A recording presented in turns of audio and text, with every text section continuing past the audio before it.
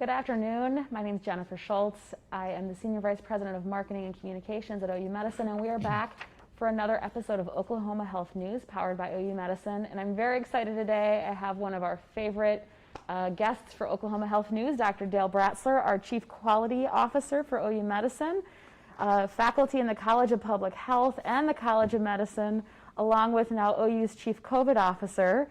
And we're here to talk about masking, which I know is a topic that you really enjoy talking about because we kind of say masking is a must around here.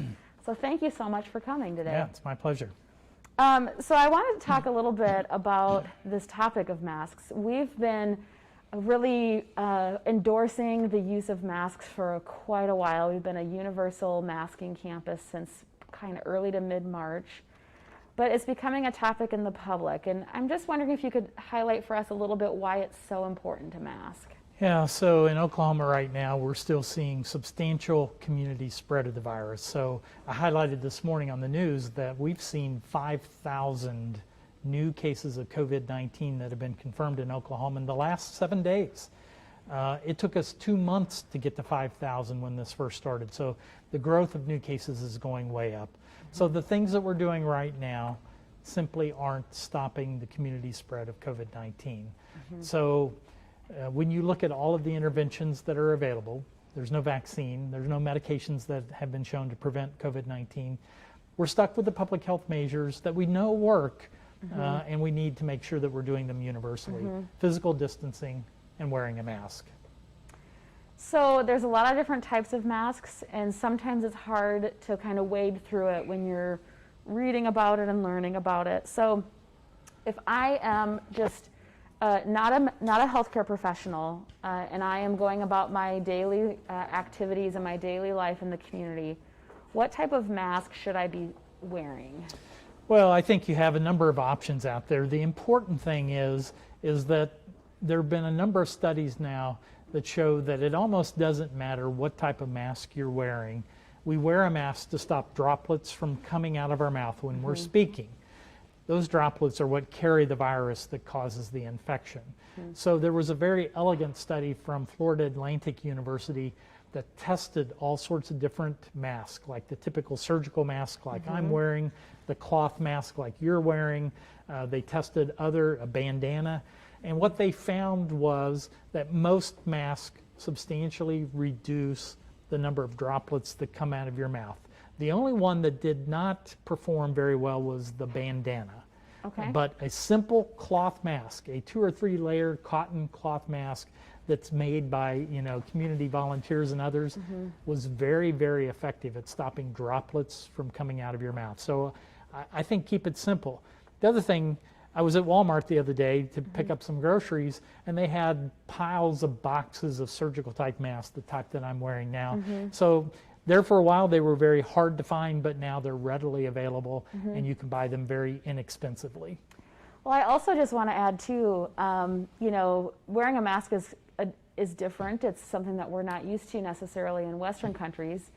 We've seen it in Eastern countries where they might wear masks, and a lot of that might have had to do with air quality and culture and things like that. But there's a lot of retail businesses that are also creating masks, cloth masks. And so there's a wide variety of masks that a person can get from their favorite store. They can insert a surgical mask into it or what have you. And then the question that comes from that is, if I'm wearing a fabric mask, how often should I wash it?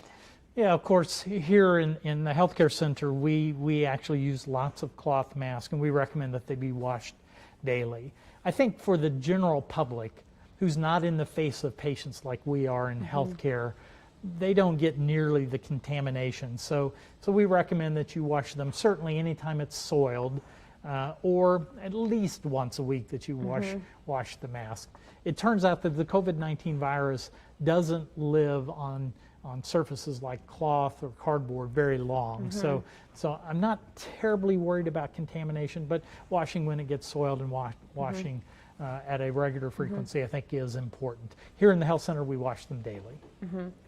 Now, it is summer in Oklahoma, so of course it's very hot out, which means wearing a mask sometimes can feel uncomfortable. do we need to wear masks outside, and what are the instances in which we really should wear masks outside? Yeah, so here I'll reflect on what we did at the University of Oklahoma. We require masks anytime you're inside of any University of Oklahoma facility. But if you're outside and you can maintain physical distancing, you can keep that 6 feet of separation, and you're not in a crowd, then we allow people to take the mask off when they're outdoors. Because we've talked about before, the risk of transmission of this virus from one person to another is much less when you're outdoors, just because of air movement and other things. So I don't think you have to wear one when you're outdoors if there's nobody else around. That's why I encourage people to do outdoor activities, but unless you're in a crowd. If you're in a crowd outdoors, then you do need to wear a mask. So how are we supposed to wear a mask? What does that look like? Your mask is a surgical mask. It loops over your ears and it's covering your chin, mouth, and nose. Is that what all masks should look like? Yeah, for the most part. You want to make sure you cover both your mouth and your nose, because that's where those droplets come from when you're speaking or if you happen to cough or sneeze. So you want to make sure you cover the nose and you covered the mouth. Again, I don't think it matters typically what type of mask you're wearing, because I'm not wearing it as a filter. When I see patients, I wear an N95 mask, which is filtering. It's trying to keep things out because I'm right in the face of the patients that I see. But when I'm doing things administratively here at the university, I wear a surgical mask because I'm just trying to stop any droplets that are coming out of my mouth from getting into the atmosphere around me. I like a surgical mask in the summertime. I find them to be a little less warm than some of the cloth masks that I've used before. And it is Oklahoma and it is hot. You know, one of the things that I've noticed at times is people might have a mask and they're wearing it below their nose, or they're wearing it around their neck, which I think is probably that same effect of when you put your sunglasses on your head. And I think it's probably that kind of, this is a new thing for all of us. I've seen some different images that show what happens in like a culture of just speaking. How does something, the nose part is a little bit sometimes hard to wrap your mind around. I can understand the speaking part and there's droplets, but what's the part, tell me a little more about the nose part. Well, of course, the big thing with the nose is if you cough or sneeze, then droplets definitely come out of the nose. And sometimes, you know, you just can't help it. You're around something that stimulates you to cough or sneeze, and that's the main reason why you want to keep the nose covered. But I would encourage people to just do it for a few days. It's amazing how quickly you get used to wearing a mask. When I first started wearing a mask, when we rolled out all of our requirements here on this campus, wore them certainly in all of our buildings, but when I was walking across the street to the College of Public Health or something, I would take it off. And it wasn't that there were any people around. Now I just leave it on all the time because I'm just used to it. And so I think a lot of people can get used to it, but you need to cover both the nose and the mouth when you're wearing a mask. So one of the things that people have talked about is just the oxygen, and if a mask limits oxygen, and that it maybe does, and so that's why you don't want to wear one or why you want to not cover your nose. Tell me more about the oxygen aspects of N95 masks or fabric masks or surgical masks. Yeah, so let's do the masks that most people are going to wear in the community, which are either the cloth mask or a surgical type mask. They don't block air. They don't block oxygen. They don't block carbon dioxide. There are no risk of wearing those. They do not cause any problems. I often see posts where somebody says, well, OSHA says that you need to be careful with a mask. OSHA explicitly recommends masks to prevent the spread of COVID-19 in workplaces. So OSHA recommends masks. N95 masks are a little bit different. They're very tight-fitting. We actually fit them to our face so that when I wear an N95 mask, actually when I take it off, I have creases on my face because they're very, very tight. But you've even seen the picture that I posted where I'd been in an N95 mask in clinic for about 3 hours. I put the pulse oximetry on my finger and it was 95%. They just simply don't block air. We're doing it primarily to block droplets, or when I'm wearing an N95, to keep particles from getting in from the people that are around me. So one of the things that everybody's thinking about is, how do I find a new normal, and really wanting to get back to life? if I'm wearing a mask, do I still need to socially or physically distance myself from people? I think it's still important to do that. I think, I'm fairly comfortable that masks are probably the most important of the interventions, but no mask is perfect. And we know that when you combine wearing a mask with physical distancing, you dramatically reduce the risk that one person will give COVID-19 to another person. So that's why I think we've been seeing outbreaks. Let's take bars as an example. You can't drink and wear a mask. And so you have people in a enclosed setting, indoors usually, not wearing a mask, and they're close to other people, and those virus-laden droplets are in the air, and you inhale them. And that's how people are getting infected in that particular setting. So this kind of goes back to something we've talked a little bit about asymptomatic. And it's that question of, I feel fine, I feel well, why do I need to wear a mask? And your example of the bar maybe speaks more to that, but tell me a little bit about that asymptomatic aspect of this. Yeah, so I see that often, that I don't need to wear a mask because I feel fine. It turns out that 40 to 45% of the people who get infected with this virus have no symptoms. They don't know they're infected, they don't seek medical care, and they don't get a test. And so those are the people, though, that can go out into public, and if they're not wearing a mask, can potentially spread the virus to the people around them. So take the young population, the 18 to 35-year-olds in Oklahoma, where we know we're having a big outbreak of COVID-19 right now. They're more likely to be asymptomatic. So they could be in that bar or in that restaurant, have no symptoms at all. If they're not wearing a mask in that setting, obviously, then the possibility of them spreading the virus to somebody else is definitely there. So I'm real clear on this when I talk to all of my students, and in any talk I give. Assume, you have to assume right now that anybody you encounter could be infected. Just make that assumption, because you don't know and they don't know. So thinking about the mask, and we've talked a little bit about the oxygen piece and kind of that myth. Does the other one that I've heard is about it affecting your immune system. Does wearing a mask negatively impact your immune system? No, there's no impact on your immune system. I've seen a number of people that have been concerned that because you are potentially leaving respiratory droplets in the mask, that some of those could be infected. And that's why we tell people, if you're wearing a cloth mask, do wash it. Wash it periodically. If it gets soiled, wash it. In our healthcare setting, in people who are not doing patient contact, we will allow them to wear a surgical mask for up to 5 days, or until it's soiled, whichever comes first. That's the policy that we will likely use for many of the staff or faculty or students or university campuses, that you can wear this mask for several days, but if it gets soiled or becomes wet or anything, go ahead and discard it and use a new one. So you mentioned about something being soiled, and I wonder if you can help us all understand, what is the definition of being soiled? Is it me taking my mask off where I've not washed my hands and I don't know if I've touched something with COVID and so it's soiled, or is it something different? Well, typically I'm thinking about it's actually physically dirty, or because I'm speaking and I know droplets are coming out of my mouth, so some fluid will accumulate on the inside of the surgical mask. So if I get concerned that it's starting to break down, it's wet or anything, I may discard it and get a new surgical mask. In healthcare, when I'm seeing patients, I'm very, very close to the patients. And so I do worry about contamination of the outside of the mask that I'm wearing, and I'm very, very cautious. I do hand hygiene before I put it on.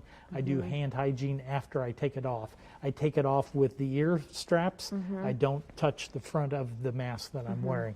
I'm not sure that people in the general public have to be quite that rigorous, because they're not typically directly in the face of somebody that's known to have COVID-19. So there'll be less common contamination. But here, clearly, I recommend do hand hygiene. That's the way you really protect yourself. Wash your hands before and after you're putting your mask on, and that will keep you very safe. So kind of hearing what you're describing, just this question that I have is, if I walk out of the grocery store and I take off my mask because it's hot out and I'm by myself and there's no one else around me.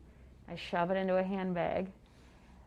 If I pull it back out to go into another place, I should put it back on instead of saying, oh, I touched it and it's rumpled up and I don't know if it's soiled.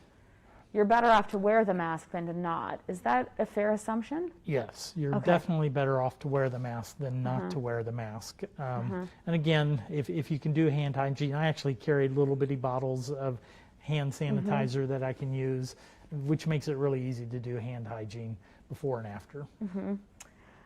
So thinking about masking, you've answered several of our questions. I don't think we have any other questions. I'm sure right now if I were to ask you, what are you telling your friends and family about COVID?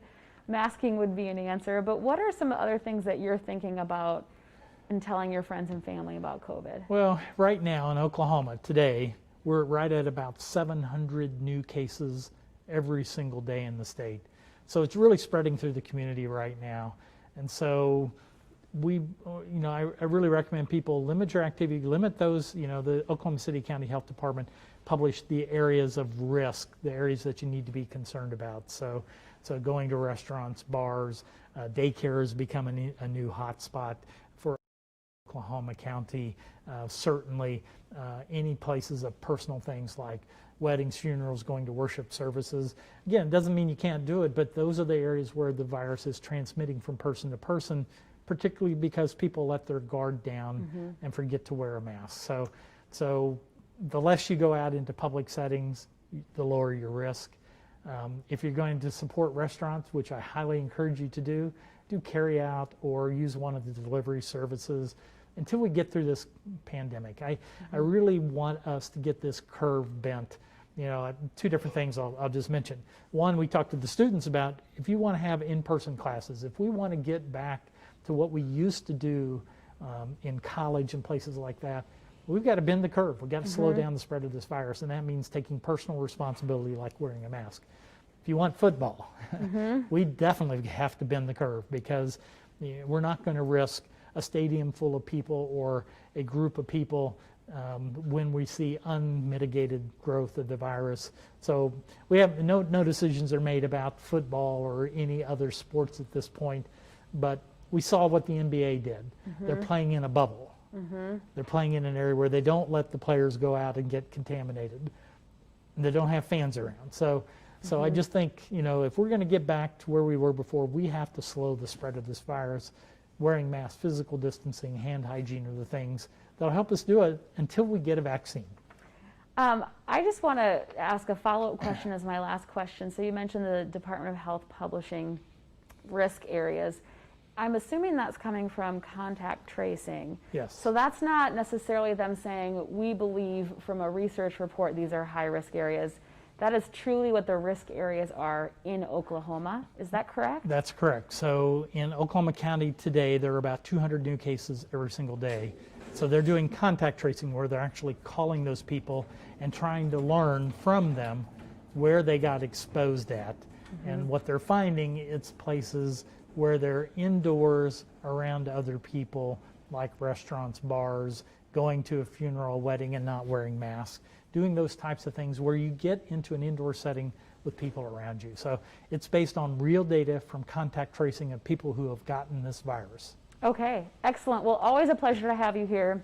We always learn so much from you. Thank you so much for taking the time and everything that you're doing to educate all of us in the state of Oklahoma about COVID-19. So thank you for coming today, Dr. Bratzler.